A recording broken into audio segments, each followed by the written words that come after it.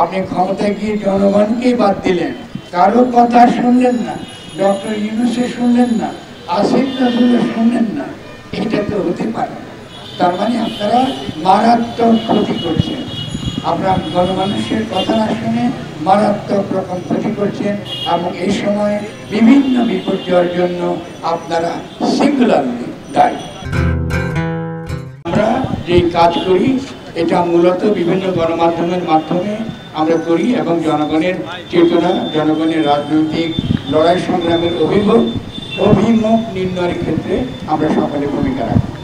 ফলে এর আগে যে সকল আলোচনা হয়েছে এবং আপনারা যে দাবিগুলো তুলেছেন তার প্রতি আমি পূর্ণ সংহতি জানাচ্ছি। এবং বিশেষত কয়েকটি দাবি ছিল অত্যন্ত গুরুত্বপূর্ণ, যে আমাদের একটা গণমাধ্যম নীতি, যে নামই বলুন, সম্প্রচার নীতি, যে কোনো নাম আপনারা দেন না কেন, সে প্রথমত এই ধরনের একটা নীতি দরকার। এবং আপনারা আমার সঙ্গে একমত হবেন, এই নীতি ছাড়া গণমাধ্যম কর্মীরা মালিক থেকে তাদের আলাদাভাবে তাদের যে স্বাধীন সত্তা নিয়ে তারা কখনোই তারা সংবাদ বিতরণ বলুন কিংবা গণমাধ্যমের কর্মী হিসেবে তারা তাদের নাগরিক দায়িত্ব পালন করতে পারবেন না। ফলে আমি আপনাদেরকে প্রথমে যে আবেদনটা জানাবো যে এই সরকারের প্রথম কাজ হবে গণমাধ্যম কর্মীদের সঙ্গে আলাপ আলোচনা করে একটি সম্প্রচার নীতি, একই সঙ্গে সঙ্গে গণমাধ্যম নীতি তারা যেন প্রণয়ন করেন এবং এটা একটা সার্বিক গণমাধ্যম নীতি হবে, যেখানে গণমাধ্যম এবং গণমাধ্যম কর্মীরা স্বাধীনভাবে তারা কাজ করতে পারবেন। আমাদের গণমাধ্যম কর্মীদের যে ত্যাগ, এটা অসামান্য ত্যাগ। কেন আমি অনেককে জানি দীর্ঘ সময় তারা বেতন পান না, অনেক সময় তাদেরকে তাদের সঙ্গে তাদের যে সম্মানটুকু পাওয়া দরকার সেই সম্মানটুকু তারা পান না, যে স্বীকৃতি পাওয়া দরকার সেই স্বীকৃতিটুকু তারা অনেক সময় পান না। ফলে আমাদের গণমাধ্যমের তরফ থেকে এই দাবিটা যেটা আমরা তুলছি, এটা তিনি এখন দায়িত্বে আছেন, তার অবশ্যই এই কথাগুলো শোনা দরকার। ২ নম্বর, তিনি যে সকল সিদ্ধান্ত একপক্ষীয়ভাবে নিয়েছেন, যে সকল সিদ্ধান্ত একপক্ষীয়ভাবে নিয়েছেন, এটার আমি নিন্দা করি। কেন নিন্দা করি? সেটা হলো এই, যখন গণ অভ্যুত্থান ঘটে তখন জনগণই তাকে ক্ষমতায় এনেছেন। জনগণই বা জনগণের দ্বারা যেই হোক, আমাদের তরুণ ছাত্ররা যদি তাকে তার নাম দিয়ে থাকে, তাকে নিয়ে এগোতে চায়, আমরা তাদেরকে সমর্থন করেছি। কিন্তু তিনি ক্ষমতায় গিয়ে যদি জনগণকেই বাদ দেন, আপনি ক্ষমতায় গিয়ে জনগণকেই বাদ দিলেন, কারো কথা শুনলেন না, ডক্টর ইউনূসে শুনলেন না, আসিফ নজরুলও শুনলেন না। এটা তো হতে পারে না। তার মানে আপনারা মারাত্মক ক্ষতি করছেন। আপনারা গণমানুষের কথা না শুনে মারাত্মক রকম ক্ষতি করছেন এবং এই সময় বিভিন্ন বিপর্যয়ের জন্য আপনারা সিঙ্গুলারলি দায়ী। আপনারা যারা একতরফা সিদ্ধান্ত নিয়েছেন উপরে বসে এবং জনগণকে অস্বীকার করেছেন যে জনগণের সঙ্গে কথা বলা দরকার। আজকে গণমাধ্যমের যে বিভিন্ন রকম প্রতিষ্ঠানগুলো রয়েছে, যে বিভিন্ন রকম ক্ষেত্রগুলো, রাষ্ট্রীয় প্রতিষ্ঠান রয়েছে, যেখানে গণমাধ্যম কর্মীদের থাকা দরকার, যেখানে সংস্কৃতিতে যারা গুরুত্বপূর্ণ ভূমিকা রেখেছেন তাদের থাকা দরকার, তাদের সঙ্গে কোনো কথা, কোনো পরামর্শ আপনারা করেন না। আপনারা তো শেখ হাসিনার চেয়েও আরও অনেক বেশি একনায়ক থাকবেন, এটা তো আমরা আশা করি। দ্বিতীয়ত আমার যে প্রশ্ন হবে সেটা এই, কথায় কথায় তরুণ ছাত্রদের দয়া করে দোষারোপ করবেন। আপনারা যারা এই প্রচার শুরু করেছেন, আমরা যখন এই সরকারকে যখন সমালোচনা করি, এর মধ্যে আমাদের যে মূল কথাটা নিহিত থাকে সেটা হচ্ছে তারুণ্যের নেতৃত্বে যে ঘটনাটা ঘটেছে এটা অভূতপূর্ব। তারা একটা কাজ করে দিয়েছে, সব তাদের কাছ থেকে আপনারা আশা করবেন, সমস্ত কিছু তরুণরা করে দেবে এটা আশা করবেন না। এটা অত্যন্ত অন্যায়। কারণ তরুণরা যখন তাদের হাতে এই গণ আন্দোলনের যে বিশেষ যে ঐতিহাসিক মুহূর্তটা হাজির হয়েছিল গণ অভ্যুত্থান করবার, সেটা তারা অত্যন্ত বুদ্ধিমানের সঙ্গে, অত্যন্ত প্রজ্ঞার সঙ্গে তারা এটা সম্পন্ন করেছে। ফলে আমি দয়া করে তরুণদের উপর যেসব দোষারোপ করা, যে সকল ষড়যন্ত্র চলছে, যে সকল মত চাপটি বা বিভিন্ন হলে নিয়ে এসে ছেলেদেরকে পিটিয়ে হত্যা করে তরুণদের উপর আপনি দোষ চাপাচ্ছেন এবং প্রচার চালাচ্ছেন, এই তরুণদের কারণে দেশের এই অবস্থা, এটা কিন্তু মারাত্মক বিপজ্জনক। আমি সকলকে সাবধান করছি এই ধরনের ফাঁদে, এই ধরনের প্রচারে পা দেবেন না। বিশেষত গণমাধ্যম কর্মীকে বলছি, এই ধরনের কোনো সংবাদ যদি প্রকাশিত হয়, এই ধরনের কোনো তথাকথিত আপনাদের মতামত সেকশনে যদি এরকম কোনো কিছু প্রকাশিত হয়, আপনারা কিন্তু সাবধান এবং সতর্ক থাকবেন। আমরা কিন্তু আপনাদেরকে প্রথম দায়ী করি। আমরা তরুণদের যদি সমালোচনা করতে চাই, আমরা এই সমালোচনা করব। এই একটা বড় গণ অভ্যুত্থানকে পূর্ণ বিজয়ের দিকে নিতে হলে যে ধরনের প্রস্তুতি, যে ধরনের চুক্তিভিত্তিক প্রস্তুতি, যে ধরনের সাংগঠনিক প্রস্তুতি থাকা দরকার, সে ধরনের চুক্তিভিত্তিক প্রস্তুতি দুর্ভাগ্যক্রমে আমাদের তরুণদের ছিল না থাকার কারণে আমাদের তরুণরা সহজে বলতে পারে আমরা মাস্ক করতে চাই না, মাস্ক আমরা অনুষ্ঠান করবে না, করবো না। যদি কোনো নেতা, তরুণ নেতা এটা বলে থাকেন, এটা মারাত্মক ক্ষতি করেছে। কারণ আপনারা বৈষম্যহীন সমাজ গঠন করতে চান। বৈষম্যহীন সমাজে অর্থনৈতিক বৈষম্য দূর করবার ক্ষেত্রে সারা দুনিয়াতে দার্শনিকদের মধ্যে, অর্থশাস্ত্রবিদদের মধ্যে যিনি একদমই সামনের সারির, যিনি প্রধান পুরুষ, তার নাম কিন্তু কারণ।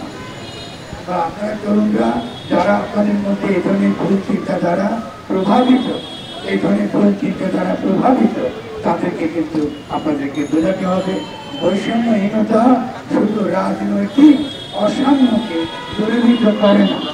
বৈষম্যহীনতার যে সুদূর প্রসারী লক্ষ্য, সেটা হলো প্রতিতান্ত্রিক বিশ্ব ব্যবস্থাকে বদলানো। সমাজের মধ্যে যে প্রতিতান্ত্রিক সম্পর্ক রয়েছে তাকে বদলানো।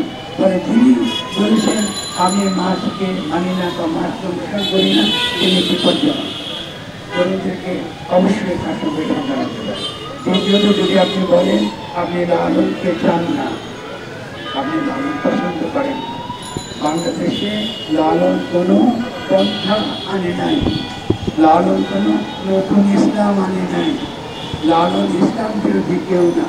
লালন একান্তই একজন দার্শনিক, যিনি শ্রুতি এবং দর্শনের জগতে তিনি গড়ে উঠেছেন।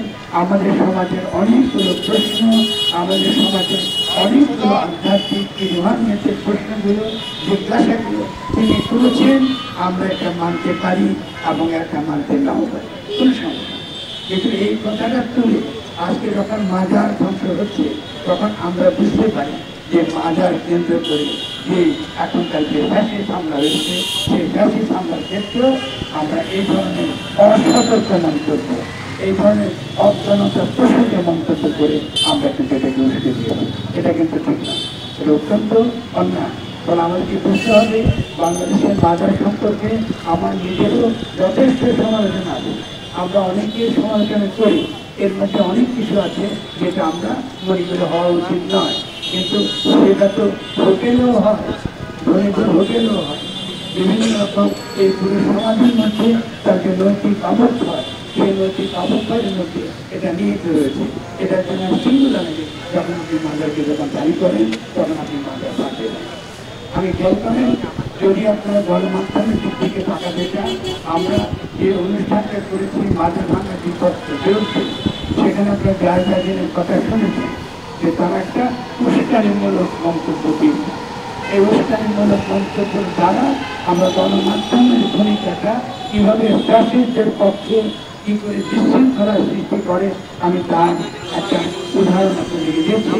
কারণ সেগুলি যারা নামাজ পড়বা তারা অবশ্যই নামাজ পড়বে। আর দ্বিতীয়ত, অনেকে তো কাজা নামাজে পড়তে পারে, এটা ইস্যু ছিল না। ইস্যু ছিল মাজার ভাঙবেন, এটা একটা ফৌজদারি অপরাধ। আপনি মাজারের পক্ষে কি বিপক্ষে, এটা তো আলোচ্য বিষয় নয়। আমি তো কোনো স্থাপনা ভাঙতে পারি না, কিন্তু ফৌজদারি অপরাধকে রাজাতি উস্কে দিয়েছে। কেন উস্কে দিয়েছে? নিশ্চয়ই তার কোনো স্বার্থ রয়েছে। দেখুন, মাজার ভাঙা, স্মৃতি ধামগুলোকে নষ্ট করা, মিশিয়ে দেওয়া, যেন আমরা আমাদের অতি সম্পর্কে জানতে না পারি।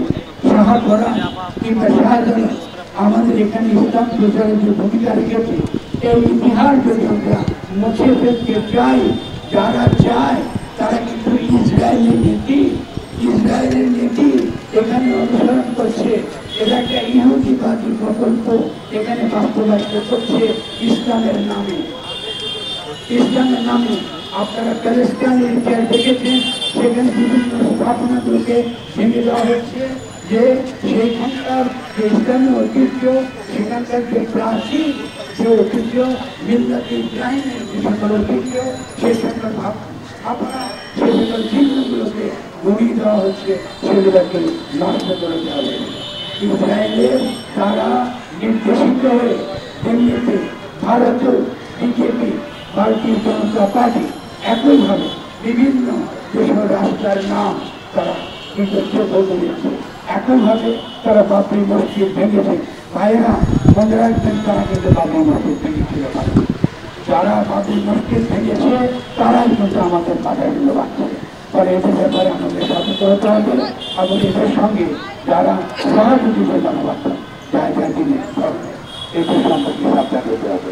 ফলে আমি এখান থেকে পরিষ্কার আমাদের যারা এই গণমাধ্যমের দায়িত্বে রয়েছে তাকে বলবো, অবিলম্বে জায়গা দিনে যে রেজিস্ট্রেশন, যাদের প্রফেশনাল লাইসেন্স, সেই লাইসেন্স তাকে অবশ্যই প্রত্যাহার করতে হবে, অথবা তাকে তার পত্রিকায় আবার খেলা চলতে হবে যে যেখানে তিনি দিচ্ছেন সেই অনুষ্ঠানে মূলত এই সরকারকে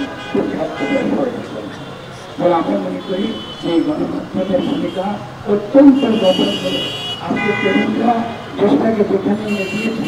আমার লেখায়, আমার কথায় আপনারা শুনেছেন, আমি বলেছি একটা সাংবিধানিক প্রতিযোগিতা হয়েছে, আমরা কোনো বিজয় অর্জন করতে পারি। এটা আগামী বিজয়ে এখনকার লড়াই সবচেয়ে অগ্রগণী ভূমিকা যারা রাখবেন তারা হচ্ছেন গণমাধ্যম কর্মীরা। ভাইরা আমার কাছে একটু মনোযোগ দিয়ে শুনবেন, বোনেরা মনোযোগ দিয়ে শুনবেন। আপনাদের উপর তরুণদের যে আশা, তাদের যে আকাঙ্ক্ষা, তারা যেখানে এনে দিয়েছে, রাস্তার যে মোড়ে এনে আপনাদেরকে দিয়েছে, বাকি রাস্তাটুকু আমাদেরকে অন্যেরও যেতে হলে আপনাদেরকে লাগবে। আপনাদেরকে ছাড়া কিন্তু আমরা অগ্রসর হতে পারবো।